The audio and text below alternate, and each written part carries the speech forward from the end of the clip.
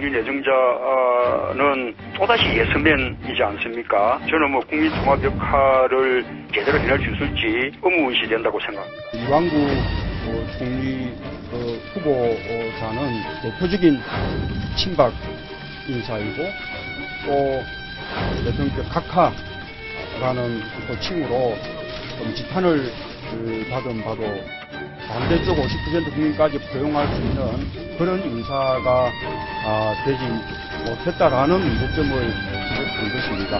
제 발언으로 이 시청분들에게 서운함을 드렸다면 공부스럽게 생각합니다.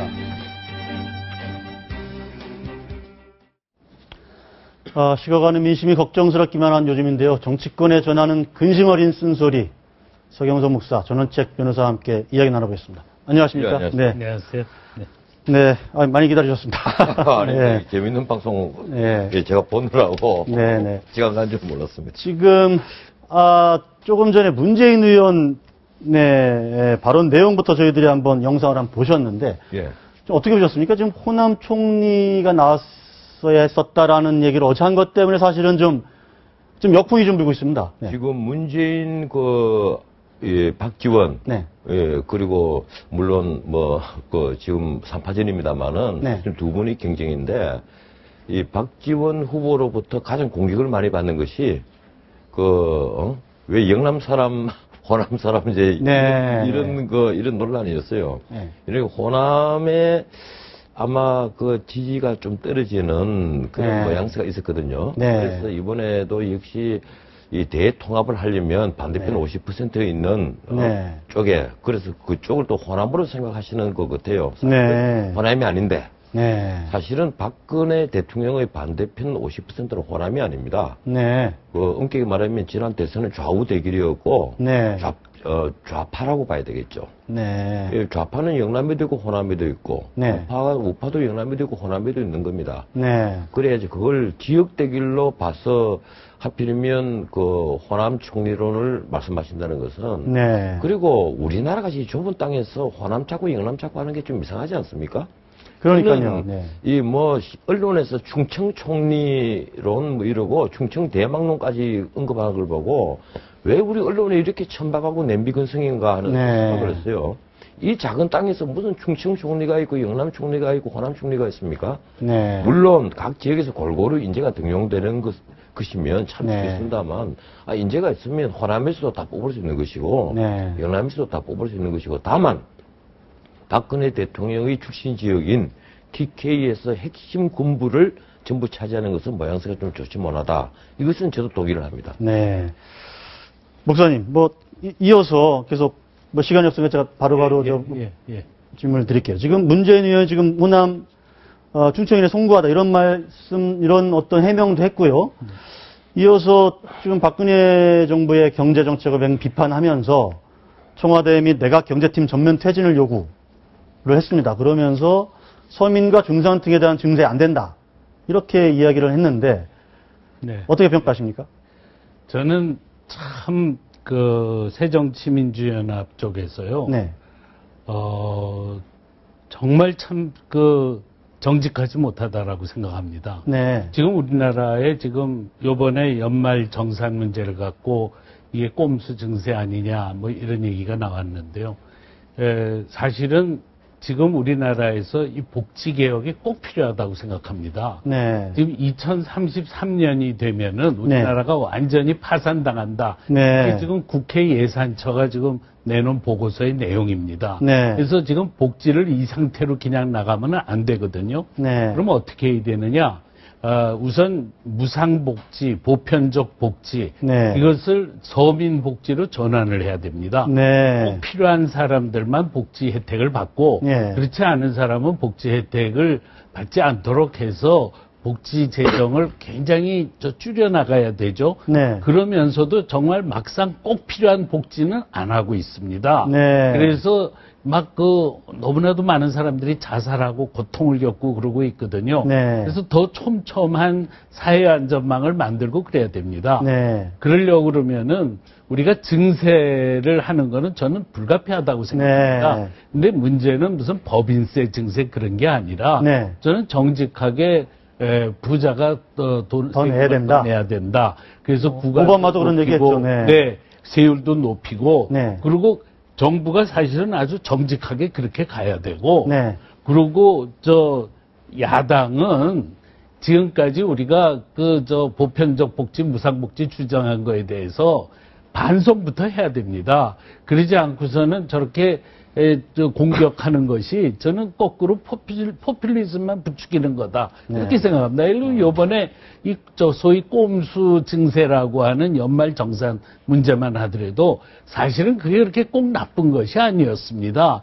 그것이 비과세 감면 조항을 축소하겠다라고 하는 그 박근혜 정부의 정책이라고도 볼 수 있습니다. 그러면서 사실은 정부가 정직하게 그걸 국민에게 열심히 홍보를 해서 그렇게 가야 된다라고 해야 되는데 이게 연말에 그냥 빵 터지는 바람에 요번에는 또 새누리당이 또 포퓰리즘적으로 이러다가 표 떨어진다 이래가지고 네. 그러니까 말하자면 여든 야든 네. 문제의 근본을 정직하게 얘기하고 네. 나갈 방향을 바르게 얘기하고 하는 게 아니라 네. 전부 표만 계산해가지고 움직이고 네. 그런 방식으로 정치인들이 바르게 처신을 못하니까 네. 국민들도 다 헷갈리고 혼돈되고 네. 그러는 게 아주 유감스럽습니다. 네. 예.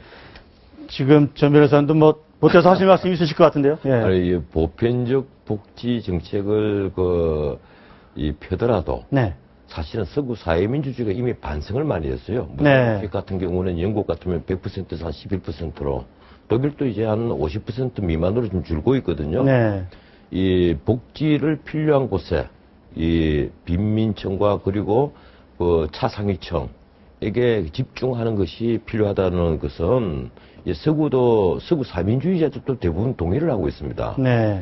이미 그 집단주의적 논리에 의한 그 보편적 복지는 필요 없이 세금만 더 많이 거둬야 되고 국가 재정만 더 어렵게 만드는 쪽이란 말이에요. 그럼 대표적인 나라가 그리스, 두 번째가 스페인이지 않습니까? 그런데 세금을 올리는 데는 우리 이제 목사님 말씀도 다 옳은 말씀인데 서구처럼 하려면 대표적으로 올려야 될 게 소비과세고 그리고 소득세입니다. 우리가 소득의 재분배까지는 허용을 하되 재산의 재분배를 하면 되지 않거든요. 이 재산의 재분배로 꼽히는 대표적인 세가 부유세예요. 무조건 부자들에게 돈을 많이 뜯는다는 거. 네. 이 재산의 재분배는 그것은 그 자본주의에 명백히 역행하는 것이고 소득의 재분배로 있어서 지금 서구보다 우리가 법인세는 오히려 높은 편입니다. OECD 평균보다. 그리고 소득세와 소비과세는 굉장히 낮고요. 네. 이 서구의 소비과세 대표적으로 부가가치세가 OECD 평균이 19%입니다. 그리고 스웨덴 같은 경우는 24%이고요. 그리고 기본적으로 이 보편적 복지 쪽으로 치우치는 정책을 편다 하더라도 그 세세한 세부적인 정책을 따듬어야죠. 근데 무상보육 같으면 스웨덴 같으면 일하는 어머니나 몸 아픈 어머니를 위해서 15시간에서 40시간까지 티켓제를 씁니다. 네. 근데 우리는 사실상 전업주부를 위한 무상보육이 이루어지고 있거든요. 그렇죠. 네. 문제는 지금 정부에서도 그걸 재검토를 하겠다는 것인데 예. 재검토를 하는 게 아니라 복지 정책을 기본적으로 처음부터 새로 다듬어야 됩니다. 알겠습니다. 자, 지금 무상복지의 문제점, 증세 논쟁에 대해서 좀 말씀을 나눠봤는데요. 어쨌든 지금 이완구 총리 후보자가 이완구 총리 후보자가 어쨌든 정부에 들어가서 이런저런 여러 가지 정부 정책에 대한 어떤 기조 이런 것도 정할 텐데 일단은 청문회를 통과해야 되고 제가 또 하나 통과가 되면 지원 총리가 될 건지. 예. 제가 오늘 시간이 없으니까 짧게 제가 선소리 좀 한마디 하겠습니다. 이 재산 문제 저는 원래 공직자는 돈에 깨끗하고 국가에 대한 의무를 다했느냐 하는 그것을 따져야 된다고 얘기를 하는데 나머지는 사실 명성만큼 누구나 다 추악하니까 사실 모든 걸 다 따질 수는 없어요. 그런데 이번 이완구 후보의 논문 문제는 심각합니다.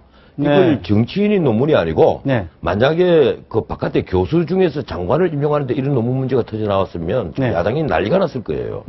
이 논문 나중에 이 블로그에 들어가니까 최종 학력을 미시간 주립대 형사정책학 석사학위로 되어 있는데 그 이후에 블로그에 없는 학사학위가 2개가 있어요. 석사학위 하나가 있고 이 논문들이 언론 보도를 보면 거의 다른 책을 뺏겼다. 네. 뭐 뺏겼다와 다르면 옮겨놓았다 이렇게 표현이 되어 있는데 그래서 여기에 대한 것은 명백한 해명이 있어야 된다. 이게 과거의 관례였다 이런 식으로 되지 않고요. 또 두 번째 장남의 아들이 그 미국 시민권자예요. 손자가. 네. 예, 이 점도 명확히 해명을 해야 됩니다. 알겠습니다. 예, 공직자니까요. 예. 목사님, 지금 이완구 총리 후보자의 인선 예. 잘했다고 보시는지, 또 이완구 총리가 어제 문재인 의원은 뭐 예스맨이다 뭐 이렇게 아주 폄하했는데 직원 총리 역할 제대로 할 수 있을까요? 근데 지금 아마 저는 뭐 직원 총리 역할 저는 할 수 있으리라고 생각합니다. 네. 왜냐하면 지금 누구든지 네. 지금 국민들이 아주 강렬하게 원하는 것이 네. 대통령 앞에 가서 바른 말 하는 공직자입니다. 네. 그러니까 이완구 총리가 뭐 그렇게 되지 않으리라고 생각하지 않는데 네. 참 요번에 이완구 총리가 또 다시 저 청문회를 앞두고 이러저런 구설수한 문제가 나오는 걸 보니까 네. 참 속이 상합니다. 네. 한편으로는 이거 계속 총리 나올 때마다 왜 이렇게 전부 다 문제 많은 사람들만 있는가 하는 개탄이 한편에 있고 네. 또 다른 한편으로는 아 이거 계속 이 청문회에서 줄줄이 걸리면 이거 어떻게 하는 거냐 하는 이 참 믹스드 필링이 있습니다. 네. 근데 그저 바라기는 이번 청문회가 네. 뭐 이완구 총리가 돼야 된다 안 된다를 떠나서 청문회가 공정하게 이루어지고 그거에 따라서 국민이 적절한 판단을 할 수 있었으면 좋겠습니다. 네. 지금 일단 이제 내각은 그렇게 이제 예. 이완구 총리 체제로 가고 여당이 또 지금 원내대표 경선을 하는데 예. 여당의 원내대표 2명이 지금 나오지 않았습니까? 예. 이주영 의원과 유승민 의원이 나왔는데 현재까지 두 사람이 나왔죠? 현재까지 예. 2명이 뭐 붙을 것 같아요. 현재까지 보니까. 근데 약간 둘의 뭐랄까 스탠스가 좀 다른 것 같아요. 입장이. 예, 입장이 당청 관계에 있어서. 예, 입장이 갈라진 것이 아마 이 경제 정책에 대한 이제 본인들의 신념 때문에 그럴 거예요. 예, 새누리당의 경제 전문가들이 있다면 이항구 의원, 유승민 의원, 네. 그리고 지금 부총리를 하고 있는 최경환 의원, 그리고 나성민 의원 뭐 이런 정도인데 이 박근혜 대통령이 후보 시절에 내놓았던 소위 경제민주화 이 주장과 그 이항구 의원이나 유승민 의원이 가지고 있는 경제 철학은 상당히 다르거든요. 네. 예, 그래서 여기서부터 아마 틈이 생기지 않았나 이런 생각을 하고 제가 아까 그 이완구 의원의 그 직언하겠다 얘기 네. 한 말씀만 더 보태자면 우선 규례 회동부터 만드십시오. 대통령과 총리가 그 자주 만나는 모습을 보여줘야만 뭐 직언을 하든 쓴소리를 하든 하지. 네. 지금처럼 총리가 대통령을 만나는 것이 국무회의 뿐이라면 네. 쓴소리를 할 기회가 없죠. 대통령께서 이 태도를 이번에 많이 바꾸시고 있는데 좀 바뀌고 있는 것 같아요. 네. 뭐 모습을 많이 보여주는데 이게 수석비서관 회의나 국무회의 할 때 티타임 하는 것으로서 소통하는 모습은 아니다는 겁니다.